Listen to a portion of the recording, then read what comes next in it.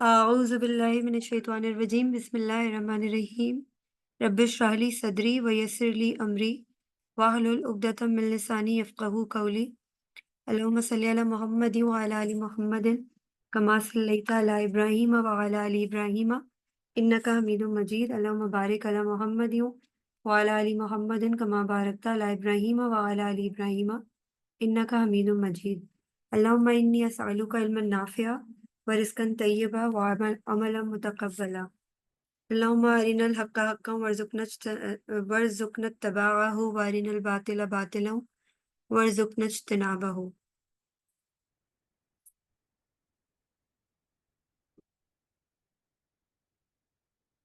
हमारे पास सूरह बकरा की आज वर्स नंबर 162 है। खालिदीना फ़ीहा ला युख़फ़फ़ु अन्हुमुल अज़ाबु वला हुम युनज़रून। इसी लानत की कैफियत में वो हमेशा रहेंगे, न उन पर से अजाब में कोई कमी की जाएगी और न उनको मोहलत ही मिलेगी।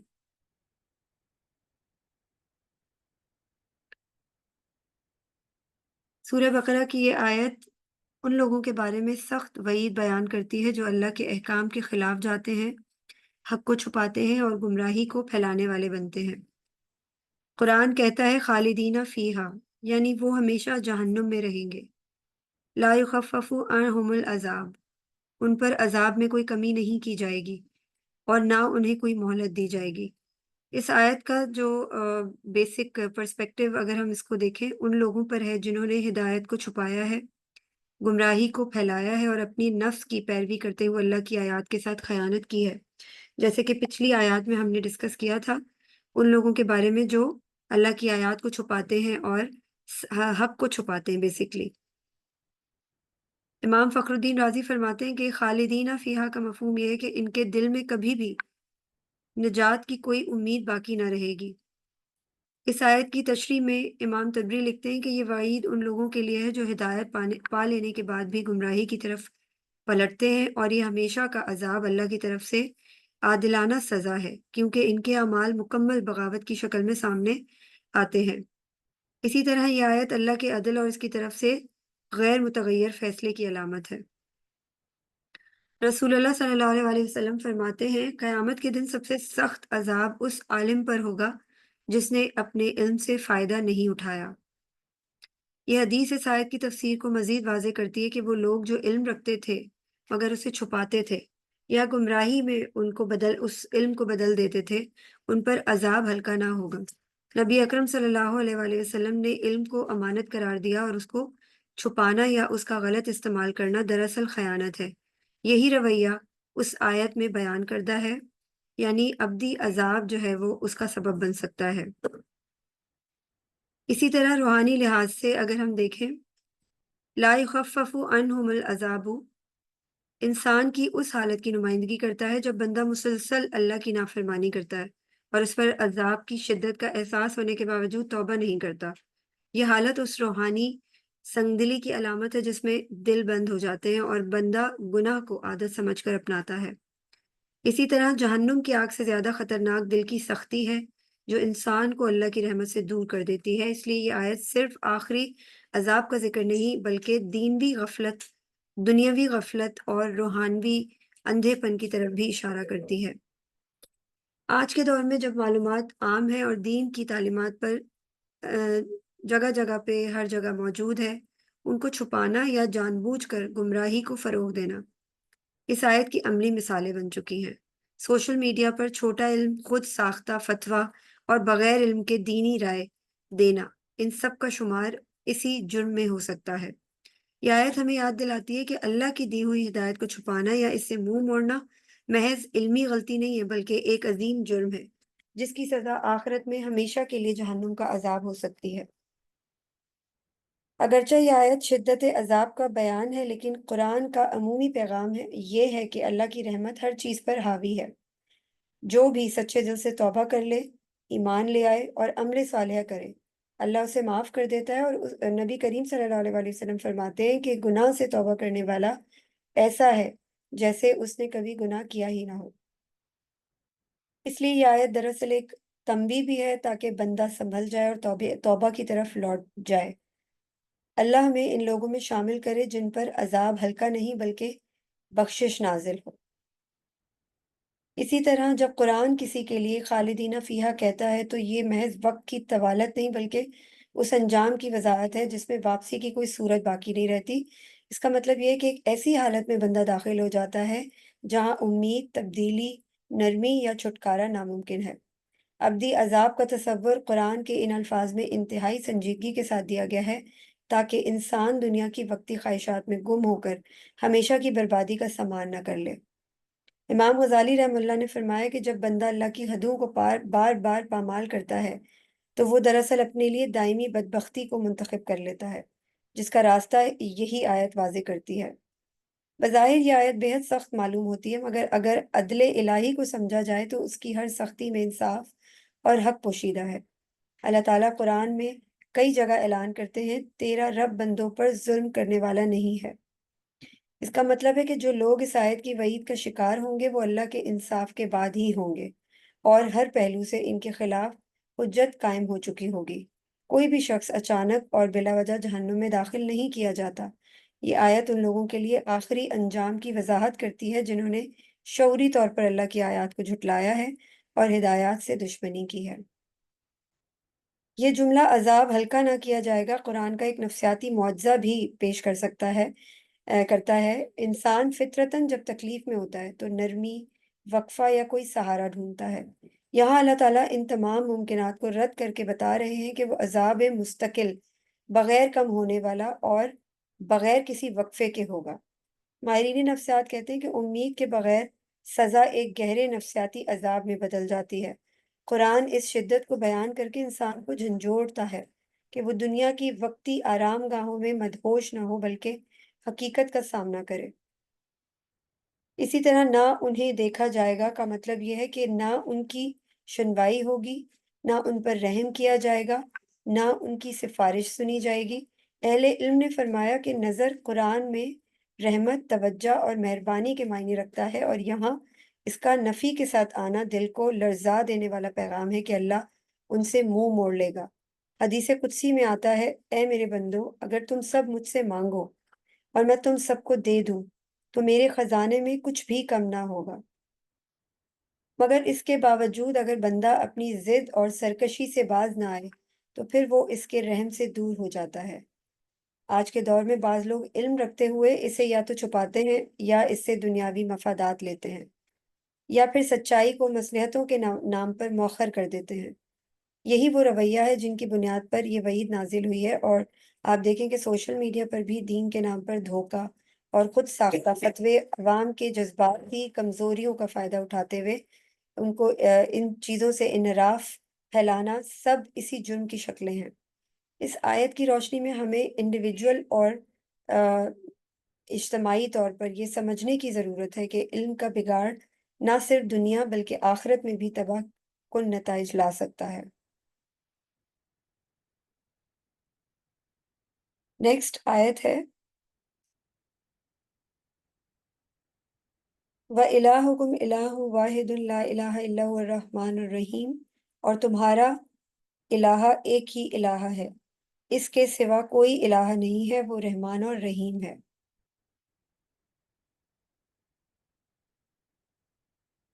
یہ آیت قرآن مجید کی ان آیات میں سے ہے جو توحید کی بنیاد کو انتہائی دل نشین انداز میں بیان کرتی ہیں، یعنی اللہ لا الہ الا ہوا ایک ایسا اعلان ہے جو دل و روح کو جھنجھوڑ دیتا ہے۔ یہ کلمہ قرآن کی روح ہے، اسلام کا خلاصہ ہے اور تمام انبیاء کی دعوت کا مرکز۔ امام ابن کثیر رحم اللہ فرماتے ہیں کہ یہ آیت اعلان ہے کہ اللہ کے سوا کوئی معبود نہیں، نہ زمین میں اور نہ ہی آسمانوں میں، وہی تنہا عبادت کا مستحق ہے۔ اسی طرح امام طبری کہتے ہیں کہ یہ کلمہ شرک کی جڑ کو کاٹ دیتا ہے اور بندے کو صرف ایک رب کے سامنے جھکنے کی تربیت دیتا ہے۔ الحی القیوم دو عظیم صفات الہی ہیں جو اس کی ذات کی کامل عظمت بیان کرتی ہیں۔ حی یعنی وہ جو کامل طور پر زندہ ہے، اس کی زندگی ازلی، ابدی اور بے نیاز ہے، وہ نیند سے، موت سے، کمزوری سے پاک ہے۔ اور قیوم یعنی ہر چیز کو، ہر شے کو سنبھالنے والا، قائم رکھنے والا، جو خود کسی کا محتاج نہیں ہے۔ القیوم وہ ذات ہے جو خود بھی قائم ہے اور دوسروں کو بھی قائم رکھنے والی ہے۔ یہ دو صفات مل کر اللہ کی ذات کو ہر اعتبار سے کامل اور ہر کائناتی سہارے سے بے نیاز ثابت کرتی ہیں، جو انسان کے ایمان میں سادگی، اخلاص اور یقین پیدا کرتی ہیں۔ رسول اللہ صلی اللہ علیہ وآلہ وسلم فرماتے ہیں، اللہ کا سب سے عظیم نام ان دو آیات میں ہے، لا الہ الا اللہ الحی القیوم۔ یہ حدیث واضح کرتی ہے کہ اس آیت میں اللہ کا اسم اعظم پوشیدہ ہے۔ اس آیت کے اندر ہم اللہ کی ان دو صفات کو اس لیے مینشن کر رہے ہیں کہ اللہ تعالیٰ کس قدر عظیم ہے، نہ وہ اس کو موت آئے گی اور نہ ہی اس کو کسی چیز کی ضرورت ہے، وہ ہمیشہ قائم رہنے والا ہے۔ اور بیسکلی یہ صرف ایک عقیدہ نہیں ہے بلکہ ایک روحانی شفا ہے، جو بندہ اللہ تعالیٰ کے صفاتی ناموں کو دل میں پڑھتا ہے اور اس کا ذکر کرتا ہے، وہ اپنے دل کے اندر سکون محسوس کرتا ہے۔ بیسکلی یہ عقیدے کے بارے میں بتایا جا رہا ہے اس آیت کے اندر کہ ہم سب کا الہ ایک ہے اور وہ صرف اللہ کی ذات ہے، اور وہ رحمان اور رحیم ہے، وہ پوری کائنات پر رحم کرنے والا ہے۔ ہم سب کو رحمان اور رحیم کے بارے میں بھی معلوم ہوگا۔ بیسکلی ہم اگر اس کو سمجھنے کی کوشش کرتے ہیں تو ہمیں لگتا ہے کہ دونوں کا مطلب ایک ہی ہے، مگر ایسا نہیں ہے۔ رحمان کا مطلب بھی رحم کرنے والا ہوتا ہے، مگر وہ رحم کرنے والا جو آ، اپنے ان بندوں کے اوپر بھی رحم فرماتا ہے جو اس کی فرما برداری کرتے ہیں، اور ان بندوں کو بھی وہ رزق دیتا ہے، ان بندوں کے اوپر بھی اپنی رحمت نازل کرتا ہے جو اس کے نافرمان ہوتے ہیں۔ یعنی وہ صرف جو اپنے ماننے والے ہیں، صرف ان کے اوپر اپنی رحمت نازل نہیں کرتا، بلکہ ان کو بھی ہر چیز، کائنات کی ہر نعمت بخشتا ہے جو اس کی نافرمان ہوتے ہیں۔ اور اسی الرحمن اس کی صفت جو ہے، یہ انہی چیزوں کو ثابت کرتی ہے۔ اور الرحیم جو ہے وہ اللہ تعالیٰ کی وہ صفت ہے جو صرف اپنے بندوں کے لیے ہے، وہ بندے جو اللہ کے فرما بردار ہیں اور جو انصاف کے دن پہ، یعنی ڈے آف ججمنٹ والے دن، اللہ تعالیٰ کی رحمت کو حاصل کر سکیں گے۔ تو یہ بیسکلی اس آیت کو عقیدے کے طور پر بیان کیا جا رہا ہے، اور تدبر القرآن کے اندر بتایا جاتا ہے اس بارے میں۔ اس توحید کے ذکر کے ساتھ اسماء حسنی میں سے رحمان اور رحیم کا حوالہ دو مختلف پہلو اپنے اندر رکھتا ہے۔ اس کا ایک پہلو تو یہ ہے کہ شرک کے اسباب و محرکات میں سے ایک بہت بڑا سبب خدا کے ہر قسم کے شغل و عمل اور ہر نوع کے تعلق سے عرفہ اور بالاتر ہونے کا غلط تصور بھی ہے۔ یہ تصور ہے تو ایک تنزیلی تصور، لیکن بعض صورتوں میں یہ خدا کی بے ہمگی کو اس قدر بڑھا دیتا ہے کہ خلق سے اس کا تعلق بالکل ہی منقطع ہو جاتا ہے، اور اس تک رسائی حاصل کرنا یا خلق کے معاملات سے اس کا کوئی تعلق رکھنا اس کی شان اور وحیت کے منافی قرار پایا جاتا ہے۔ خدا کا یہ تصور فطری طور پر دلوں میں اس کی طرف سے ایک مایوسی پیدا کرتا ہے، اور یہ مایوسی بالآخر ان وسائل اور شکوک کو جنم دیتا ہے جن کو انسان خدا کے نہ پا سکنے کی شکل میں اپنے لیے تسلی و طمانینت کا ذریعہ بناتا ہے۔ قرآن نے معرفت الہی کی راہ کے اس مغالطے کو دور کرنے کے لیے جگہ جگہ یہ کیا ہے کہ خدا کی وحدانیت، اس کی بے ہمگی اور اس کی برتری کے بیان کے ساتھ ساتھ اس کی ایسی صفات کا بھی حوالہ دے دیا ہے جو خلق کے ساتھ اس کے تعلق کو واضح کرنے والی ہیں، تاکہ انسان وسائل اور وسائط کا سہارا تلاش کرنے کے بجائے خود خدا کے دامن رحمت کو پکڑنے اور اسی میں چھپنے کی کوشش کرے۔ چنانچہ اس پہلو سے سورہ اخلاص میں جو توحید کی سب سے بڑی صورت ہے، اگر ایک طرف خدا کی بے ہمگی کو واضح کرنے کے لیے هو اللہ احد فرمایا، تو ساتھ ہی اس کی باہمگی کو واضح کرنے کے لیے اللہ الصمد بھی فرما دیا، تاکہ یہ واضح ہو جائے کہ خدا سب سے بے نیاز اور بالاتر ہونے کے باوجود سب کے لیے پناہ، سب کے لیے مرجع اور سب کے لیے سہارے کی چٹان بھی ہے۔ اسی اصول پر زیر بحث آیت میں بھی خدا کی وحدانیت کو مثبت اور منفی دونوں پہلوؤں سے بیان کرنے کے بعد یہ بھی واضح فرما دیا کہ وہ خدا رحمان ہے اور رحیم ہے۔ ہم سورہ فاتحہ میں ان دونوں لفظوں کی وضاحت جو ہے پڑھ چکے ہیں پہلے بھی، اور ابھی بھی میں نے ڈسکس کی ہے۔ ان میں سے پہلا لفظ خدا کی رحمت کے جوش پر دلالت کرتا ہے، اور دوسرا اس کی رحمت کے تسلسل اور دوام پر۔ مقصد یہ ہے کہ خدا ہے تو واحد اور یکتا، سب سے بے نیاز اور سب سے بالا تر، لیکن وہ رحمان اور رحیم بھی ہے۔ اس نے اپنے جوش رحمت سے تمہیں وجود بخشا ہے، اپنی رحمت ہی کی آغوش میں تمہاری تربیت اور پرورش کر رہا ہے، اور اپنی اس رحمت ہی کے لیے اس نے تمہارے واسطے جزا اور سزا کا ایک دن مقرر کیا ہے۔ بس تم اسی کے لیے جیو اور اسی کے لیے مرو، اور اپنی تمام آرزوئیں اور امیدیں اکیلے اسی سے وابستہ کرو۔ دوسرا پہلو یہ ہے کہ مشرک اور بت پرست قوموں نے ہمیشہ قہر و غضب کو الوہیت کے ضروری لوازم میں سے سمجھا ہے۔ انہوں نے کائنات کے بادشاہ کو دنیاوی بادشاہوں پر قیاس کیا۔ انہوں نے دیکھا کہ جب دنیا کے بادشاہ صرف ایک علاقے کے بادشاہ ہو کر یہ جلال اور جبروت رکھتے ہیں کہ ان کے مقربین اور درباریوں کے سوا کسی کے لیے بھی ان کے سامنے مجال نہیں، وہ جس کو چاہیں اور جب چاہیں دار پر چڑھا دیتے ہیں، تو جو سارے جہاں کا بادشاہ ہے، اس کے جلال اور جبروت اور اس کے قہر و غضب کا اندازہ کون کر سکتا ہے؟ اس طرح انہوں نے خدا کا تصور ایک نہایت خوفناک اور ہولناک ہستی کی حیثیت سے کیا، اور پھر اس کے کچھ مقربین اور درباری محض اپنے ذہن سے ایجاد کر کے ان کی پرستش شروع کی تاکہ یہ ان کو اس ہولناک خدا کی آفتوں سے محفوظ رکھیں۔ آسمانی مذاہب رکھنے والی قومیں اگرچہ خدا کے صحیح تصور سے ناآشنا نہیں تھیں، لیکن امتداد زمانہ نے مشرک قوموں کے اثرات سے ان کے عقائد کو بھی آلودہ کر دیا، اور ان کے یہاں بھی خدا کی جمالی صفات پر اس کی جلالی صفات کو کے رنگ کو غالب کر دیا۔ چنانچہ تورات کے مطالعے سے یہ حقیقت صاف عیاں ہوتی ہے کہ یہود نے بھی خدا کے قہر و جلال کی داستان اتنی بڑھا دی تھی کہ اس کے مقابل میں خدا کے رحمان اور رحیم ہونے کا تصور بالکل دب گیا تھا۔ اس کا اثر یہ ہوا کہ وہ بھی مشرک قوموں کی طرح خدا کی رحمت حاصل کرنے کے لیے مقربین اور سفارشیوں کے محتاج ہوئے، اور اس مقصد کے لیے انہوں نے اپنے بزرگوں کو وسیلہ ٹھہرایا، جن کے تقدس اور تقرب کی روایتیں ان کے ہاں موجود تھیں۔ اور پھر آہستہ آہستہ خاندان اسرائیل کو تو انہوں نے خدا کے چہیتوں اور محبوبوں میں شامل کر لیا، اور غیر بنی اسرائیل خدا کے قہر و غضب کے لیے رہ گئے۔ چونکہ آیت زیر بحث میں توحید کی یہ امانت بنی اسرائیل سے واپس لے کر امت مسلمہ کے حوالے کی جا رہی ہے،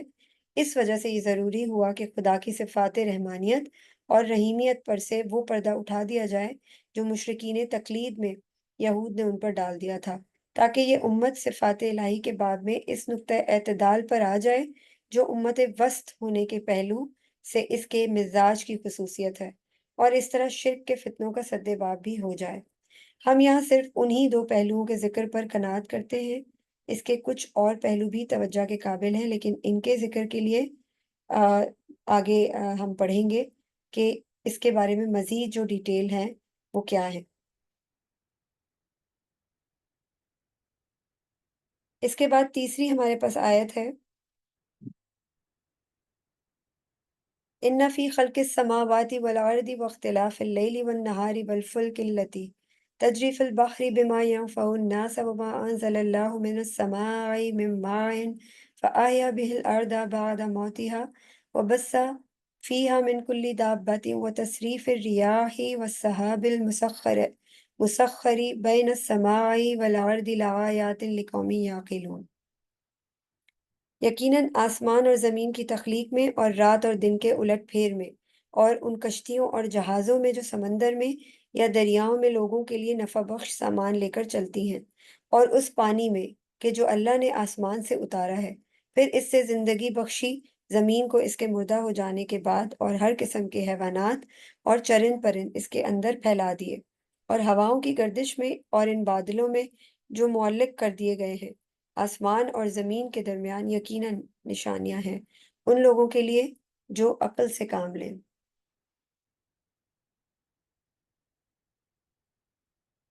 آسمان اور زمین کی نشانیوں کی طرف اس آیت میں ایک جامع اشارہ کیا جا رہا ہے، یعنی آسمان اور زمین کی خلقت سے مراد ان کی وہ پیدائش بھی ہے جس سے خالق کی عظیم قدرت واضح ہوتی ہے، ان کی وہ ساخت بھی ہے جس سے اس کی بے مثال کاریگری اور حیرت میں ڈال دینے والی حکمت کی شہادت بھی ملتی ہے، ان کی وہ نفع رسانی اور فیض بخشی بھی ہے جس سے خالق کی رحمانیت اور رحیمیت اور پروردگاری ثابت ہوتی ہے، وہ مقصدیت بھی ہے جو گواہی دیتی ہے کہ اتنی حکمتوں سے یہ معمول کارخانہ عبث اور بے غایت نہیں ہے، بلکہ اس کے پیچھے ایک عظیم مقصد ہے جس کے ظہور کے لیے ایک دن مقرر ہے، اور اس کی وہ موافقت اور سازگاری بھی ہے جو ثابت کرتی ہے کہ آسمان اور زمین دونوں ایک ہی خالق کے ارادے سے ظہور میں آئے ہیں۔ اور اسی کی اسکیم اور اسی کے حکم کے تحت چل رہے ہیں۔ ان کے اندر کسی اور کے ارادے اور تصرف کو کوئی دخل نہیں ہے۔ یہ مختلف پہلو قرآن مجید میں بار بار مختلف جگہوں پہ واضح کیے گئے ہیں۔ اختلاف لیل النہار سے مراد ایک تو رات اور دن کے یکے بعد دیگرے پورے نظام، پوری پابندی اوقات اور کامل تسلسل کے ساتھ ایک ساتھ آمد و شد ہے، جیسا کہ فرمایا ہے، اور وہی ہے جس نے رات اور دن کو ایک دوسرے کے پیچھے آنے والا بنایا۔ سورہ فرقان آیت نمبر 62 میں اللہ تعالیٰ فرماتے ہیں، ان لوگوں کے لیے جو یاد دہانی حاصل کرنا چاہیں یا خدا کے شکر گزار بننا چاہیں۔ دوسرے ان کا وہ اختلاف بھی ہے جو ان کے مزاج، ان کی فطرت، ان کی شکل و صورت اور ان کے ظاہری اور باطنی اثرات اور نتائج میں ہے، لیکن اس اختلاف و تضاد کے باوصف یہ دونوں اس کائنات کی مجموعی خدمت و بہبود میں شب و روز سرگرم ہیں۔ آپ دیکھیں کہ دن اور رات ہمیں بہت سے دن اور رات میں ہمیں بہت سی نشانیاں نظر آتی ہیں اگر ہم سوچنا چاہیں۔ آپ دیکھیں اللہ تعالیٰ نے دن اور رات کو بنا کر ہم پر یہ نشانی واضح کی ہے کہ ہر اندھیرے کے بعد روشنی ضرور آتی ہے، ہر تکلیف کے بعد آسانی ضرور آتی ہے، اور ہر گزرتے ہوئے لمحے میں جب جب ہم پریشانیوں کا شکار ہوتے ہیں تو ان پریشانیوں سے چھٹکارا حاصل کرنے کے لیے کیا ہوتا ہے کہ ہمارے پاس وہ امید کی کرن ضرور آتی ہے، اور وہ امید کی کرن ہی ہمیں اس اندھیرے سے نکال کے روشنی میں لے کر جاتی ہے۔ تو یہ ساری چیزیں جو ہیں ان میں اللہ کی نشانیاں پائی جاتی ہیں۔ یہ بہت ضروری ہے کہ ہم ان کو اپنی زندگیوں سے ریلیٹ کر کے سوچنے کی کوشش کریں کہ وہ نشانیاں کیا ہیں۔ فلک کے معنی کشتی کے ہیں۔ یہ لفظ اسی شکل میں واحد، جمع، مذکر، مؤنث سب کے لیے آتا ہے۔ مؤنث تو اس آیت ہی میں استعمال ہوا ہے، مذکر کے لیے قرآن مجید میں فی الفلک المشحون کی ترکیب موجود ہے۔ بما ینفع الناس سے مراد وہ سامان تجارت اور معیشت ہے جس کے حمل و نقل کا یہ کشتیاں ذریعہ بنتی ہیں، جس سے معاشرت اور تمدن کی توسیع اور ترقی کی نہایت وسیع راہیں کھلی ہیں۔ زمین کی موت اور اس کی زندگی سے مراد اس کا خشک اور بے آب و گیا ہو جانے کے بعد اثر نو سبزوں اور پودوں سے لہلہا اٹھنا ہے۔ اسی طرح دابتن کا معروف استعمال تو زمین پر چڑھنے پھرنے والے جانوروں ہی کے لیے ہے، بلکہ زیادہ نمایاں طور پر ان جانوروں کے لیے جو سواری یا بار برداری کے لیے کام آتے ہیں، لیکن یہ اس معنی میں بھی استعمال ہوتا ہے جس معنی میں ہم جاندار کا لفظ استعمال کرتے ہیں۔ اس کے پہلے معنی کے لحاظ سے پرندے اس کے مفہوم سے خارج ہیں، صرف زمین پر چلنے پھرنے یا رینگنے والے جانور ہی اس سے مراد ہوتے ہیں۔ چنانچہ قرآن مجید نے بعض مقامات پر پرندوں کو اس لفظ کے مفہوم سے الگ رکھا ہے، مثلاً فرمایا ہے اور نہیں ہے زمین پر چلنے والا کوئی جانور اور نہ اپنے بازوؤں سے اڑنے والا کوئی پرندہ۔ سورہ انعام میں اللہ تعالیٰ آیت 38 میں فرماتے ہیں۔ لیکن جب یہ اپنے دوسرے وسیع مفہوم میں استعمال ہوتا ہے تو اس کے تحت سارے ہی جاندار آ جاتے ہیں، عام اس سے کہ وہ چرند ہیں، پرند ہیں، بلکہ اس صورت میں یہ بنی نوع انسان کو بھی اپنے اندر سمیٹ لیتا ہے۔ اس مفہوم کے لیے قرآن مجید سے چند مثالیں ملاحظہ ہوں، یعنی اللہ تعالیٰ سورہ فاطر میں فرماتے ہیں، اور اگر اللہ لوگوں کو ان کی بد عملیوں پر فوراً سزا دینے والا ہوتا تو زمین کی پشت پر ایک جاندار کو بھی جیتا نہ چھوڑتا۔ یعنی یہاں پہ بھی دابتن کا لفظ جو ہے وہ جاندار کے لیے استعمال ہوا ہے۔ اس آیت میں دابتن کا لفظ تمام جانداروں کے لیے استعمال ہوا ہے، عام اس سے کہ وہ چرند ہو، پرند ہو یا انسان۔ اسی طرح سورہ عنکبوت میں بھی دابتن کا ورڈ آتا ہے، اور کتنے جاندار ہیں جو اپنے ساتھ اپنی روزی اٹھائے نہیں پھرتے، اللہ ان کو بھی روزی دیتا ہے اور تم کو بھی دیتا ہے۔ اس آیت میں دابہ کا لفظ چرند و پرند سب پر حاوی ہے۔ اسی طرح سورہ ہود میں دابہ کا لفظ آتا ہے، اور زمین میں کوئی جاندار نہیں ہے مگر اللہ ہی کے ذمے ہے اس کی روزی۔ اس آیت میں بھی یہ لفظ اپنے صحیح معنی ہی میں استعمال ہوا ہے۔ ہمارے نزدیک آیت زیر بحث میں یہ لفظ جاندار کے معنی میں استعمال ہوا ہے، چنانچہ ہم نے ترجمہ اسی مفہوم کے حساب سے کیا ہے۔ تصریف ریاح سے مراد ہواؤں کی گردش ہے۔ ان کی اس گردش کے مختلف پہلو خود قرآن میں بیان ہوئے ہیں۔ کبھی یہ اپنے کندھوں پر پانی سے بوجھل بادلوں کو لاد کر لاتی ہے اور زمین کو جل تھل کر دیتی ہیں، کبھی یہ انہی بادلوں کو اس طرح اڑا کر لے جاتی ہیں کہ کہیں ان کا نام و نشان بھی نظر نہیں آتا۔ ایک قوم کے لیے یہ عذاب بن کر نمودار ہوتی ہیں تو دوسری قوم کے لیے رحمت بن کر۔ انہی کی گردش سے فرعون اور اس کی قوم غرق کے دریا ہوئی، اور انہی کے تصرف نے موسیٰ علیہ السلام اور ان کی قوم کو اسی دریا سے پار کروایا۔ پھر کبھی یہ مرطوب بن کر فصلوں کو نشوونما دیتی ہے اور ان کو اگاتی اور پروان چڑھاتی ہیں، کبھی گرم اور خشک ہو کر ان کو پکاتی اور تیار کرتی ہیں، کبھی یہ خزاں بن کر پتوں کو مرجھاتی اور چمن کو اجاڑتی ہیں، کبھی بہار بن کر ایک ایک ٹہنی اور ایک ایک شاخ کو پھولوں سے اور کلیوں سے لاد دیتی ہیں۔ ان کے بھیس مختلف ہیں، اور ہر بھیس میں نئی آن اور ایک نئی شان ہے، اور جو شان بھی ہے وہ ان کے مصرف یعنی خدا کی حکمت و قدرت اور اس کی رحمت اور ربوبیت کا ایک عظیم نشان ہے۔ تسخیر کا مفہوم کیا ہے؟ تسخیر کے معنی ہے کسی کو مطیع اور فرمانبردار بنا کر بلا کسی اجرت و معاوضے کے کسی کی خدمت میں لگا دینا،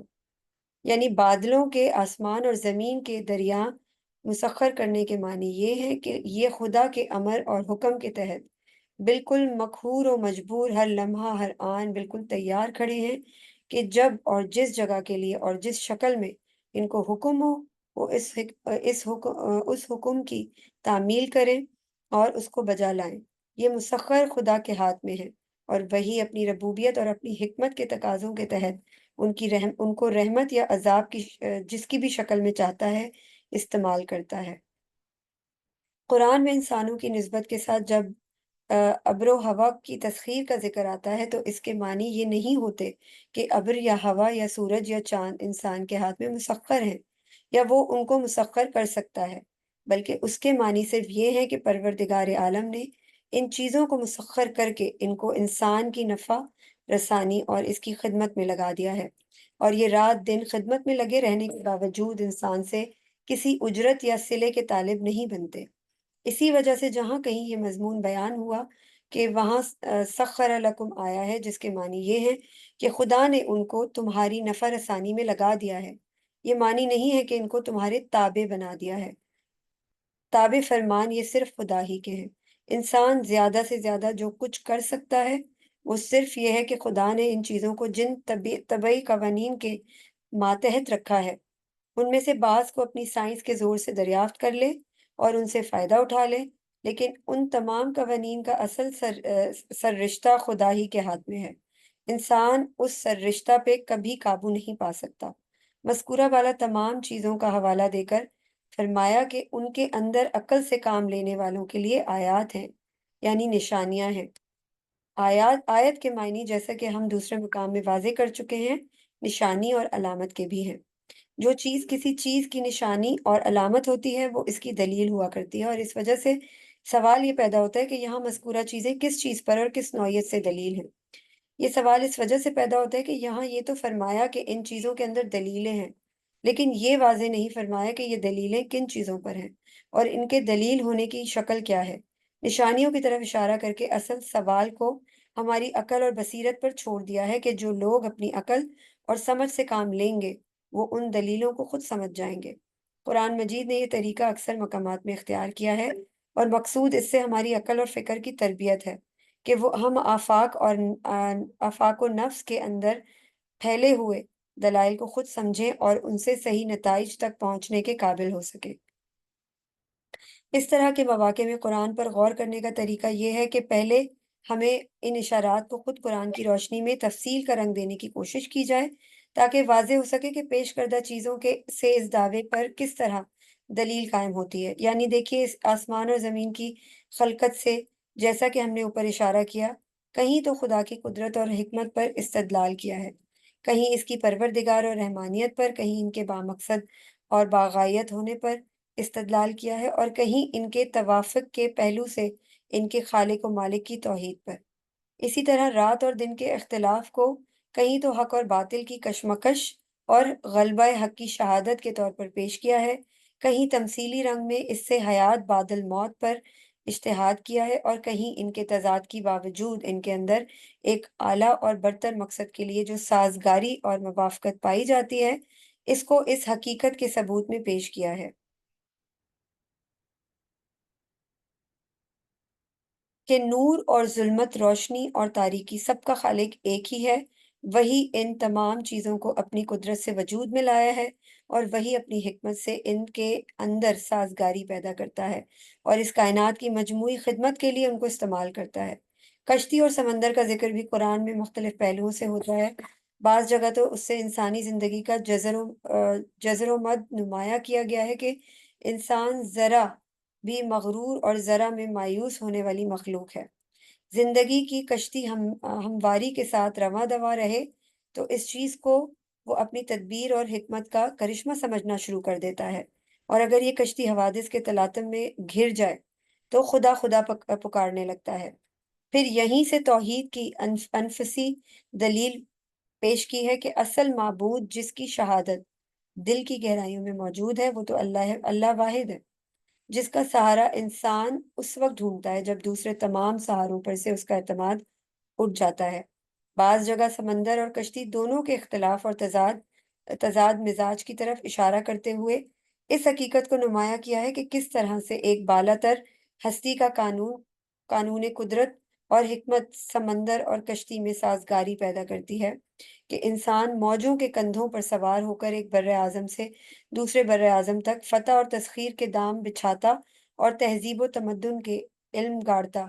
پھرتا ہے۔ آسمان سے بارش کا ذکر بھی مختلف پہلوؤں سے ہوا ہے۔ ربوبیت اور رحمت کی شہادت تو یہی ہے، حیات بعد الموت پر بھی اس کی شہادت نہایت واضح ہے، اور اس کی طرف یہاں بھی اشارہ ہے۔ توحید پر بھی استدلال کیا گیا ہے کہ جب آسمان سے اترنے والی بارش زمین کو زندگی اور روئیدگی بخشتی ہے تو یہ کس طرح باور کرتے ہوئے کہ زمین کے دیوتا الگ اور آسمان کے دیوتا الگ ہیں۔ اگر اس طرح ہر چیز کی خدائیاں الگ الگ تقسیم ہوتی تو اس کارخانہ کائنات میں ایسی حیرت انگیز سازگاری کس طرح پیدا ہوتی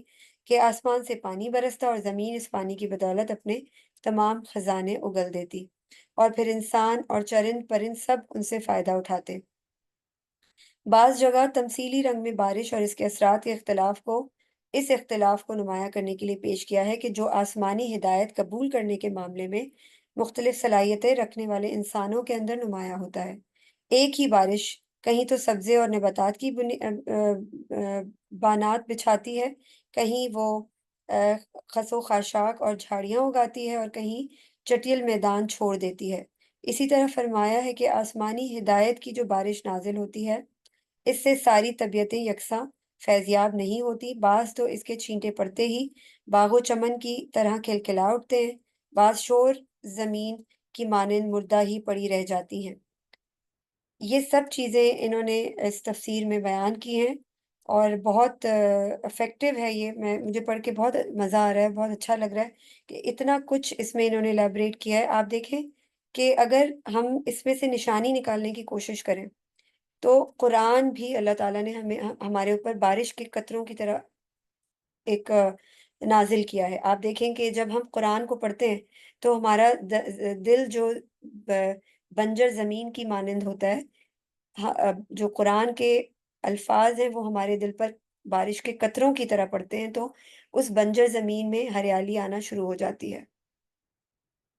اسی طرح انسان تین طرح کے ہوتے ہیں، جیسے اس میں بنجر اور ہریالی کا ذکر ہو رہا ہے تو یہاں پہ مجھے ایک بات یاد آ رہی تھی، میں آپ سے شیئر کرنا چاہوں گی۔ انسان تین طرح کے ہوتے ہیں، جیسے ایک زمین جس کے اوپر بارش ہوتی ہے، ٹھیک ہے، وہ خود بھی فائدہ اٹھاتی ہے اور دوسروں کو بھی فائدہ پہنچاتی ہے۔ ایک ایسی زمین ہوتی ہے جس کے اوپر جب بارش برستی ہے تو وہ خود اس کو اپنے اندر اس کے اندر اتنی ٹینڈنسی نہیں ہوتی کہ وہ اپنے اندر اس پانی کو جذب کر سکے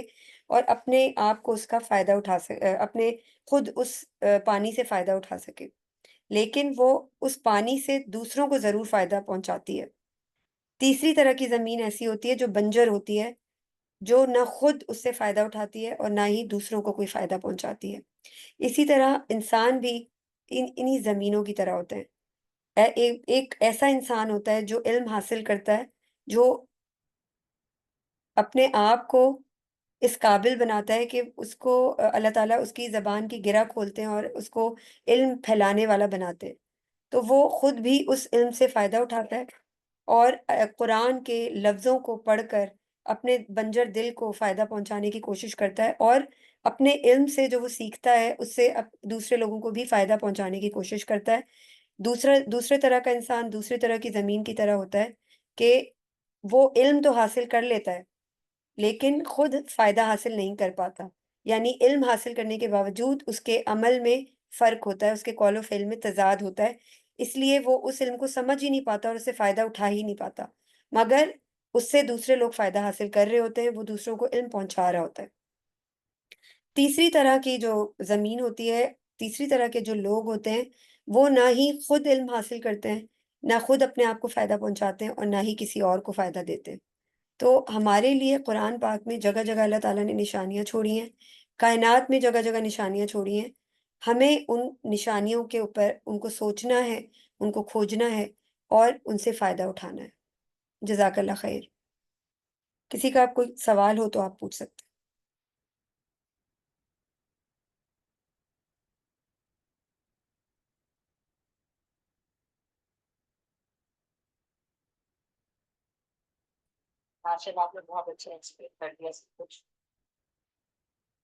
جزاک اللہ خیر۔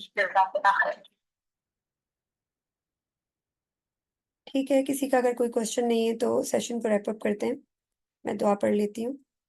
سبحان اللہ و بحمدک، سبحانک اللہم و بحمدک، اشہد ان لا الہ الا انت، استغفرک و اتوب الیک۔ السلام علیکم ورحمۃ اللہ وبرکاتہ۔